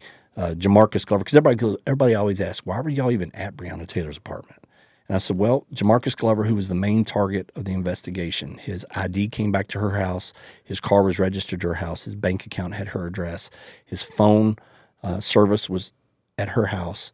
She had just bailed him out in January of 2020 they did a warrant on him. He had 7 guns and a bunch of fentanyl and cocaine and all that stuff. And she bailed him out and gave her address as his and her phone number as his. So everything pointed to her as being maybe not the person slinging the dope. And again, I'm not here to smear her name. She's a victim in all this. And the reason I say that is because doing narcotics for so long and violent crime, you saw these guys who looked for these girls who were desperate for love, for attention, and they would latch onto them. Like your big dope dealers would have 4 or 5 girlfriends, and they just have them rent their cars, have them get guns for them, have them do different things because these girls were kind of desperate, right? They wanted love. Breonna's dad's been in prison her whole life. Her mom wasn't part of her life growing up. Her grandma raised her. So she was looking for something. And this guy was showing her this attention. And so he was using her is all it was.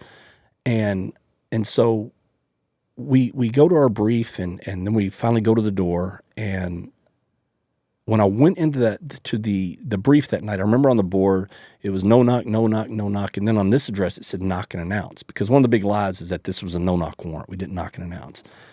And I said, why are they all no knocks and this one a knock and announce? And they were like, well, because the main target of the investigation, Jamarcus Glover, was the basis of the no knock. And we know he's not going to be at that residence now. We had it signed as a no knock, but now it's got to go as a knock and announce because it doesn't fit the parameters. We've got a tracker on his car, ping on his phone. We got some physical surveillance. We know he's going to Elliott Avenue, which is where most of the houses were. I said, cool, I don't care. I'll knock and announce. It's an apartment. It's a female. They told us she was there alone, no kids, no guns, no boyfriends, nothing, just her by herself.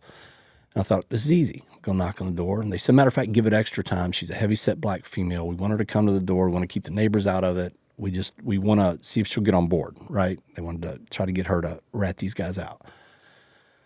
We get to the door and I knock, nothing. I knock again, nothing. And when I pulled up, I saw the light in her bedroom flickering from the TV. Her car was out front. So I thought, well, she's got to be home. Why is she not answering the door? So maybe she don't hear it. So we started the police knock. Boom, boom, boom, boom. Started yelling, police search warrant, come to the door, police search warrant. This went on for a minute. Probably 5 cadences of police search warrant, banging on the door, yelling. One of the neighbors even came out and got into an altercation with one of my guys back here because when you're in an apartment complex, you don't know who's involved with who. You don't know who knows who, what the dynamics are. And anytime somebody comes out when you're at the door banging, you're always like, get back in the apartment, get back in the apartment. And this guy argued with them for about 5 or 10 seconds. So finally, in between knocks, I look at the guy who's arguing with him like, man, if he's not a threat, just relax, let it go. And so that guy went back in his apartment, kept banging, boom, boom, boom, police search warrant, and still no answer after a minute. And when you're at a door for a minute, I mean, kind of, let me help you kind of understand this. Have you ever pulled up to a red light in the middle of the night and nobody's around and you're sitting there going, man, when is this red light going to change? And it might only be 45 seconds or a minute, but it feels like forever. Well, when you're at a door not knowing the threat on the other side, a minute feels like an eternity.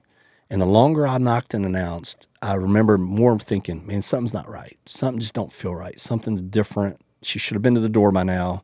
Even if she was sound asleep, the amount of noise we're making, she's got to come to the door. So I finally looked back, my lieutenant's there, or a lieutenant, it wasn't my lieutenant, but the lieutenant's there, and he's like, go ahead. So the breacher hits the door, and on the third smack of the door, it comes open. And I remember I'm on the left side of the door. He's on the right. The door opened from right to left. I'm able to see everything from my right in the living room all the way around to where the hallway wall is here, and my door frame's here, and I can't see anymore. So everybody's yelling, police search warrant, police search warrant. And as soon as I take a step, I never even crossed the threshold. I stepped forward with my left foot, and as I'm turning, my gun light's coming around, and in my peripheral, I can see 2 people at the end of this hall, which was odd to me. My brain automatically, in these milliseconds, your brain's going, oh, this ain't right, something's off. Because normally people are giving up, they're running, they're hiding, they're doing something, but I've never had 2 people at the end of a hall just standing there waiting. And I couldn't tell who was who, but I knew one was taller, one was shorter. It was like a blob at the end of the hall with a tall and short head. And by the time my gun light gets around, I see the tip of Kenneth Walker's gun. I never got over to Breonna, even though the hall's only about this big. They're both pretty big people. He's kind of halfway into this other door that leads into a spare bedroom. And as my gun light gets here, I see the tip of a silver gun, and it's too late.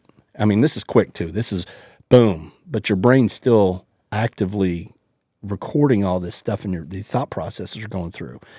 And he fired the gun, and it hit my upper thigh, went through my femoral artery. I was able to get some shots back, and then I went behind the door frame. And the guy behind me kind of stepped up and started shooting. As soon as I put my hand down on my thigh, I knew it was bad because there was a lot of blood. Just filled my hand. And so I kind of went down on one knee because in my brain, again, you think weird stuff when these actions are happening. I thought, man, this hit my femoral. And I even said that to the guy across the way who had breached. I said, dude, I've been shot in my femoral. And I'm pushing as hard as I can. And I thought, I'm pumping blood out. I got to get off my feet. So I kind of went down on my knee. And then I realized I got to get out of here because I could hear gunshots above me. I couldn't hear them real good because my sentries were kind of coming together. But I thought, I'm going to get hit with crossfire. So I get up and I run behind him and I go down in the parking lot and they start working on me. And the whole time I'm running out, the whole time I'm hobbling out, I'm not really running. I'm going, I need a tourniquet because I knew I didn't have mine. I'm thinking, of all times, I ain't got a tourniquet. I need a tourniquet. So I get on my back. They get a tourniquet on me probably within, 15 seconds, 20 seconds of getting shot, which is good. And that tourniquet hurt worse than getting shot. Man, that thing was something. And so they get me to the hospital. It's a 5.5-hour surgery. They replace 4 inches of my artery with vein.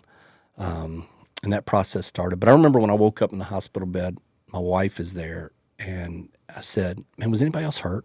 I knew none of my guys were hurt except me because I kind of took account while I was on my back. I could see this person. I could hear this person. So I knew my guys were good. And it felt like, in my mind, as soon as that guy shot Kenneth Walker, it felt like instantly I returned fire. I mean, I thought there's no way I missed him. There's no way. It was spot on. And what he did was, as soon as he shot, he dove into this bedroom. and Breonna tried to follow him in. And one of my bullets hit her left arm, I believe. That was it. So I was thankful I didn't kill her, but I didn't know that at the time. And I'm laying in bed, and my wife said, yeah, somebody got hurt or died. And I'm thinking it's the guy that shot me. I hit him, right? I was like, who was it? And she said a female. She didn't know her name. And I was like, oh, man. I remember that pit in my stomach, and it felt like the blood rushed out of me again, right? And because my whole fear my entire time in the police department wasn't me getting shot or hurt. I mean, I didn't want to leave my kids and family, but at the same time, my fear was always hurting somebody who didn't deserve it. You know, somebody pulling a cell phone out and you think it's a gun, or shooting and missing over somebody's shoulder and killing an innocent civilian in the background. And now this nightmare had come true. This girl who did not shoot me is now dead because of our actions. And so I remember sitting there thinking, I can't believe this just happened. And then my mind went from that to, oh, this ain't good. I'm a white cop who just killed an unarmed black female. You know, we saw the Michael Brown stuff in 2014. We know what happened there. We've seen incidents since then. I'm like, this ain't going to be good. And March 13th was the day that Trump shut everything down for the 2 weeks, slowed the spread for coronavirus. So we had a little bit of a break for about a month and a half as far as everything was focused on corona. All the press conferences, you know, people worried about hand sanitizer and toilet paper, and you know, nobody cared about crime in that moment. So I thought, well, maybe we'll get past this and some other incident will happen, something else big, and it'll kind of get forgotten. And again, come to find out my bullets didn't kill her, which I'm thankful for. But then Ahmaud Arbery happened in April. This was March. Ahmaud Arbery happened in April. Ben Crump got on that. And the attorney for her family did a press conference, said, I reached out to Ben Crump and said, hey, we're not getting any national attention. Can you help us? Well, Ben Crump was like, sure, you know, money involved. Heck yeah, I can help. So he got on to where if you run for Ahmaud, run for Bree, right? So the intensity in the city started picking up. This is before George Floyd. Everything started picking up. There started to be some small protests. It started growing. You could feel the energy building. And we had just moved into a house in April, a different house. And I remember the day George Floyd died. I didn't even know he died. It was, I think, May 27th. Somebody said, turn the TV on. They text me. Me and my wife were watching Netflix. It's late at night. And I turned the TV on. There's full-blown riots in Louisville. So Breonna in March, Ahmaud Arbery in April, George Floyd in May 27th.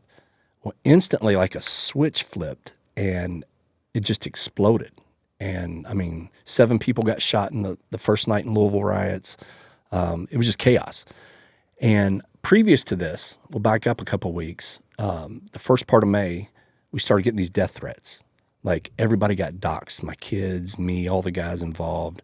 It was like overnight, something just happened. Our phone numbers were exposed, our addresses, all of our social media was super attacked, and we're going to kill you. We're going to do no knock on you and your family. They're naming my kids. And it was it took me back a little bit. And then I got notified from the department that some informants in narcotics were coming forward saying, hey man, there's been a hit taken out on these guys. And they're specifically naming John. And I'm thinking, what? So Breonna's mom, who I said didn't raise her, she was high up in this motorcycle club in Louisville. It's a black motorcycle club known for drugs, violence, and guns. And somebody that's kind of a hanger-oner at that club, not a member, had come to our narcotics unit, who was his handler. He was an informant. He'd come and said, man, this is what's happening. This guy named Slim is a mechanic, said he could do X, Y, Z to the car. These other guys said they could take him out at red light. But, you know, they named all these things. And so in my mind, I dealt with informants so long, I'm thinking, well, you know, somebody killed my kid. I could see me spouting off saying some stuff like, oh, I'm going to get him back or whatever. So maybe there's a little truth to it, but I was concerned, but not super concerned. Well, then after May 27th, when all these riots just broke out crazy in Louisville, and now you have all these events being conflated as one, right? Now you got Breonna, Ahmaud, and George saying, oh man, all these white people are just out killing black people, and these cops are, even though the Ahmaud Arbery had nothing to do with police, it somehow got crunched in the middle of it. And May 31st, it's Sunday night, I'm out in my garage putting stuff away, my kid's asleep, my wife's in the house, and I get a call from somebody at the FBI, Joint Terrorism Task Force guy that used to work for me. He was over at the FBI, and he's like, man, what are you doing? I said, I'm putting stuff away in my garage. What's up? He said, you know those threats that came out a few weeks ago? I said, yeah. He said, well, we just corroborated him through an informant through the ATF who's been embedded in this motorcycle club for months, who's been buying illegal guns for us. That person was present when Sin City Motorcycle Club from Chicago came down. Money was exchanged. They talked about how they were going to kill you all. There's a hit taken out on you all. Y'all got to get out of your house tonight. So this is May 31st. June 5th was going to be Breonna's 26th birthday. And they planned this huge balloon release that was going to be televised. And the word was, her family said, we want something more to celebrate than her birthday. We want the death of one of these officers. If we can't get to them by then, we want one of their family members. And so now this thing just got real, right? It went from, maybe, possibly, I could see, to now we're full-blown riots in Louisville with our faces on signs. We're all over national media at this point. Social media is just destroying us. I mean, it didn't matter if it was these athletes I followed, movie stars, singers, politicians, everything was just hammering on how racist we were, and we're murderers, and we're all this stuff. And now this legitimate threat from 3 different sources comes together, and they're trying to kill us. And I'm thinking, this can't be good. So we got moved in the middle of the night by the dignitary protection team to a location about 2 hours from our house. My wife, all my adult kids, their kids, my sisters, my parents. I mean, this caravan of cars at 2:30 in the morning. And we show up and everybody goes in. And I remember coming outside and there's dudes with ARs outside. And I'm standing there going, this is so surreal. I mean, it feels like a movie, number one, but it also feels like a nightmare. And I thought, where do we go from here? What happens? And the sad thing is the FBI took the case, right? And I thought, well, good. At least the best law enforcement agency, the best investigative law enforcement agency in the country with all the resources, all the experience is going to have this. They'll do something about it. Didn't happen. It was so politicized. 10 days later, they dropped the case and said, the optics look bad going after a national victim's mother. And so now here's a woman who got $8.5 million from GoFundMe, $12 million from the city, all these resources at her disposal now coming at my family. And I'm thinking, how do we combat this? How do we get ahead of it? So that's when I started speaking about it, because I thought, I'm sitting here going, okay, if nobody's going to investigate it, and they threatened the agents were upset, the FBI agents. Those were good guys. The command, the SAC at that unit, told them if they investigated any further, they would get fired. And that SAC miraculously got a promotion to D.C., and it's a huge story. It's in the book, but it's a huge story of corruption in our city is what it was. The mayor is the one that got this whole thing started for gentrification. That's why he put that unit on these houses on Elliott, because the city couldn't get these houses and they needed them so they could start this project that they've been planning since 2017. And they used the police unknowingly to get those houses. But then once these dominoes started falling, the mayor backed off and was like, oh, man, the police are bad. We got to get justice for Breonna. If I could fire him today, I would. I'm like, dude, you started this whole thing. This was your idea. You put the cops there. So just a huge disaster. And then the instantly started coming out. Ben Crump said we had the wrong address, and it was a no-knock warrant, and she was asleep in bed, and all these factors that were just blatant lies. And I'm thinking, well, there's no way my department's going to sit back and let this continue to snowball, right? Because I called him and was like, when are you going to release this information? When are you going to tell the truth? And the response was, well, we don't want to set precedent for future cases. I said, so you'd rather the city burn and people get injured than tell the truth? Where's the transparency y'all talk about? Because there's none. There's zero transparency. So when that happened, man, I kind of lost my faith in the system. I did. So I can understand why people look at government and go, corrupt, horrible. I get it. I've been on both sides of it, and what I thought and what I did was right. I wasn't violating people's rights. I wasn't doing anything outside of the scope of what we were supposed to do. But I can see how people can look at government, look at police, look at all these systems in place and go, man, messed up, corrupt. No, you never got charged in that incident. Everyone got cleared? No. So Brett Hankinson was the third guy on the stack coming up, and he saw the gunshot. He saw me return fire. He heard me. So he couldn't get to the door because you can't have more than 2 guys going through a door. You kind of peel off each other and go through a door. The third guy's the one that goes straight. And So as he was coming up, he saw the shot, heard me say I got shot, and the other guy started to shoot. So he button hooked around the front because there's nothing he could do there. He button hooked around to the front, and as he got there, he could see the flashes through the window. He didn't know it was from our guy shooting in. All he heard was rapid gunfire. And we're underneath this pavilion in this apartment complex, and the echo was just crazy. I mean, it sounded like automatic gunfire from all the echo and the pop, pop, pop. I mean, it was just crazy. And it's happening so quick as he's coming around the edge. He knew I was shot and down, and he saw these flashes in. He thought we were getting executed at the door.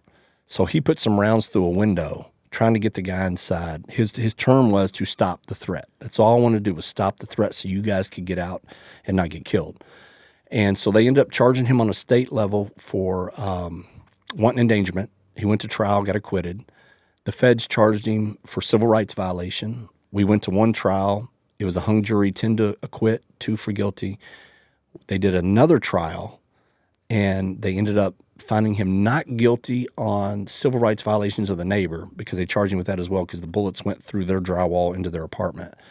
But they charged him, they found guilty on the civil rights violation of Breonna Taylor, who was probably already dead by the time he was shooting because it went through her aorta and she dropped instantly. And so here's a guy who hurt no one, who's the first officer in American history who is charged with returning fire after being fired upon, hurting no one. And now he's been convicted of 33 months in prison and 3 years probation. Do you feel like you've been able to clear your name? Or do you feel like you'll always be tied to that incident? Oh, I'll always be tied. There's people that no matter if you show them video of it, no matter what truths you show them, they go, oh, no, you're a murderer. You're a racist.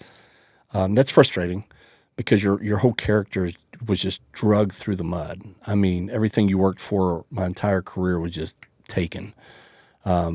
And when your name is smeared like that, again, by all these people, like one of Cardi B's posts about us, called us murderers and racists, got over 17 million views. I can't combat that. That's out there. Once that whoever gets the truth out first, or a story out first, not the truth, whoever gets the story out first, people believe. And again, there's not one probably big public figure that didn't say something about it to their audience in a negative way, in a way that they were deceived by. I don't think most of them were malicious. I think because the story never got pushed back on, the city paid them $12 million because they included the gentrification in they updated and revised the lawsuit against the city and put the gentrification against the mayor in it. 2 days later, they settled the lawsuit in darkness without city council's approval because he did not want to have to testify about the gentrification part. So when you have a city paying, a mayor coming out against you, the department not telling the truth, all these lies that just capitulated out and just kept going and going and going, and nobody of authority pushed back against it. If I didn't know the case, I would probably think I was dirty too. So I don't blame everybody for what they said or did because emotions got high, right? During 2020, emotions were insane and high. And when emotions go up, common sense goes out the window. People they jump on the bandwagons and they retweet people's stuff. They say stuff that they don't know anything about. And they're too lazy to go do their own digging and their own investigating on it. And so I'm not like condemning those people. I wish they would pump the brakes a little bit on these incidents and wait and see when the final story comes out or how things played out, because it's unreal that Brett got acquitted in the city of Louisville. We're a liberal city that's not super police friendly. And so I thought for sure if he's going to be found guilty, it's going to be in Louisville. And when they heard the story, they were like, that's nothing I've heard. It's all different. And so he got acquitted on that charge. But it was just a weird time to be in. Do you think if the department just put the body camera footage out, like right immediately? That's a problem. We didn't have any. Oh, there was no body cam? No, the only body camera footage of the patrol guys showing up. At that time in Narcotics, there wasn't body cams. And the reason for that is understandable, because if I make an entry on you, and the whole goal in Narcotics is to climb the ladder, right? I don't want the guy selling a couple ounces. I mean, if that's all we get, that's all we get. But I'm looking for the guy moving the kilos. I'm looking for the guy that is the source to all this. You want to cut the head off the snake. And so as I'm going in, every time I'm dealing with somebody, I'm trying to work an angle to go, hey, you want to reduce your sentence or you want to get off on this? You know, do you got a family to go home to? Do you want to see them? You're trying to get informants. That's the goal, because we can't go in and we can't get to these people. It's impossible. You got to have informants. So if I'm sitting here with a camera perched up on my shoulder looking at you going, hey, tell me about your source, you're going to be like, I don't know nothing. You know, nobody's going to talk. So that was the logic behind it. But I would give anything. I would give everything I've got to have body cam footage at night. I wouldn't be here. You wouldn't know me. You wouldn't know this story, because the truth would have been right there caught in high def. And so they have to have them now on entries, which I'm thankful for. I think it's smart. I was never a super pro body cam guy, but now I'm like, please, wear your body cameras, dude. If you're not doing anything wrong, wear your body cameras. Turn them on, because it's just crazy the amount of, I think it's in the high 90s percentage of complaints that come in now that when they review body cams, they go, that's not how that happened. They can show the person and go, you know, in that moment, people feel it's hard to understand when we feel like we've been done wrong, to feel like that we mistook the thing. Kind of like my son, you know, he's in football right now. He plays baseball and football, and I help coach. And so when a parent comes to you and goes, hey man, you did this wrong, you got to do this. No, I did that. You know, I made this, I made this move, or I did the swim move on the line. I did whatever. No, you didn't. You missed it that time. You missed that block. No, I didn't. Okay, well, look at the film. Here it is. You go, oh, yeah, I did. Because in our minds, a lot of times we can fool ourselves, right? We can think that something went a certain way in a heat of a moment that didn't. But these body cams clear a lot of these things up, or it catches guys who are doing wrong. And again, if you unjustly did something, then that's on you. Did you end up going back to policing, or did you retire? Well, I went back with the intention of staying. And the day I went back, my department demoted me down to the property room. And, you know, I was the HIDA coordinator. I've been in narcotics and all these things. And I'm like, man, because my chief came out. We got a new chief in the process from Atlanta, Erica Shields. And she came out on her first press conference in the city of Louisville while I worked for her. She said, this is a case of white reckoning. They would have never done this to white people and all this stuff. And I'm going, what? Are you kidding me? I got shot in this incident by a black dude. You know, this wasn't a race thing. This just happened to be the way this thing played out. And so she wanted me gone. She demoted me. She did all this stuff. And it's like, I could see the writing on the wall. And I wouldn't have been allowed to talk if I'd stayed, because you can't go out and do your own stuff. So I knew the word needed to get out. And even at the cost of my career and at the cost of, you know, a lot of money left on the table with all the raises and all that stuff and my pension, that it was the right thing to do. How's your life now after leaving? It took a while, but it's finally fallen in place. It's getting there.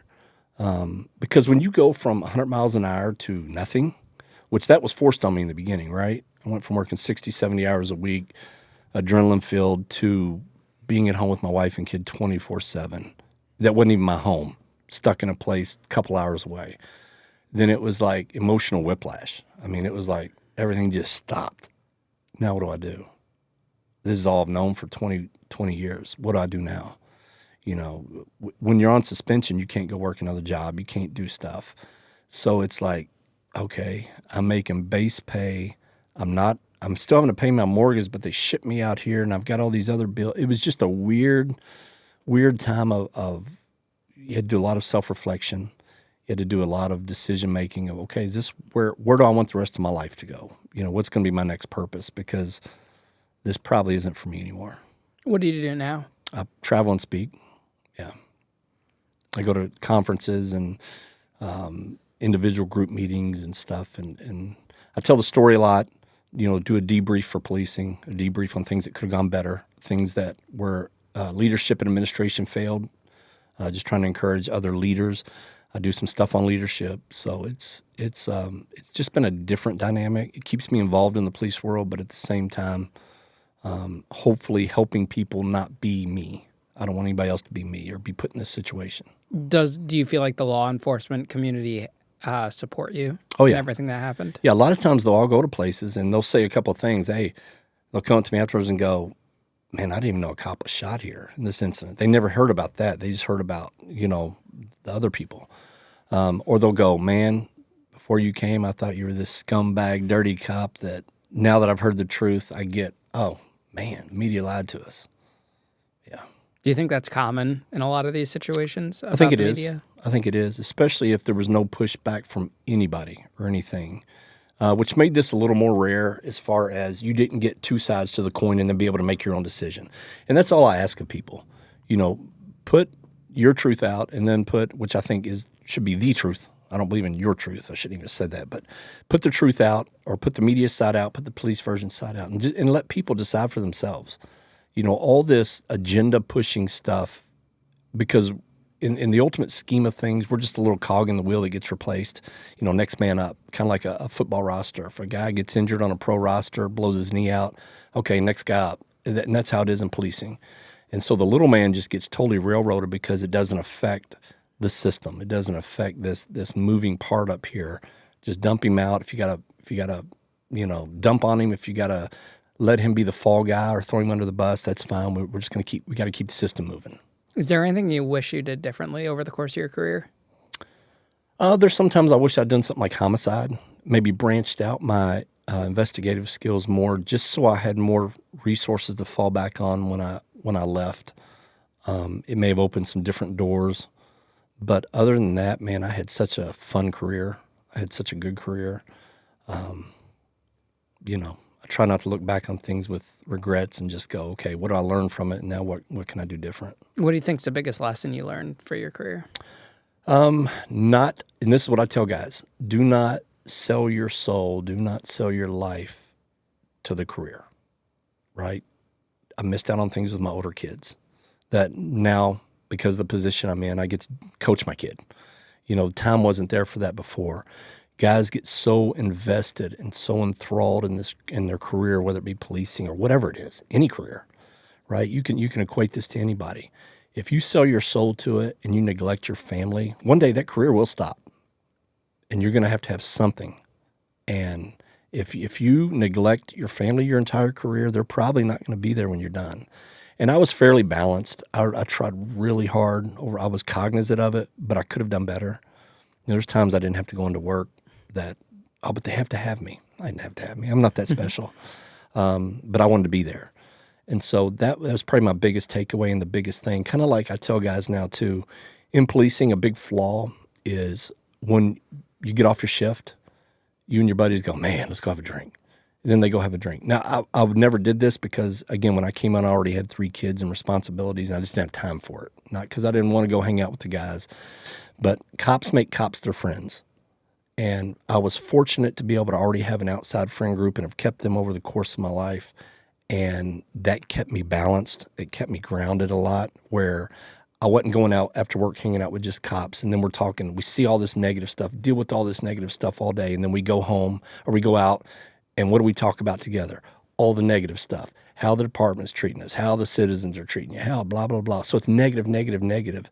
And we're like computers. Anything you put into us, eventually that's what comes out. And if all you're getting is negative, negative, negative, you're going to be a negative person. And I didn't want to be that way. And it wasn't because I was some wise guy. Circumstance played a lot into it, again, with already having a family. But at the same time, I did see some value to keeping that outside friend base of balance and being able to just resort back to that when I needed my sanity back.